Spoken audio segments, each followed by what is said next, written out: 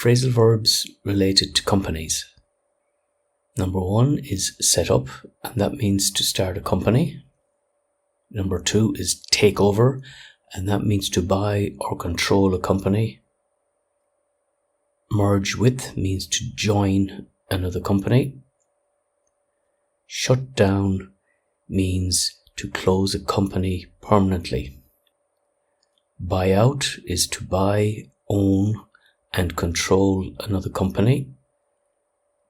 Branch out means to expand or start new activities. If you team up with another company, you work in partnership with that company. Break into means to enter a new market. If you pull out of somewhere, that means to leave a market. And finally, to wind down means to reduce gradually.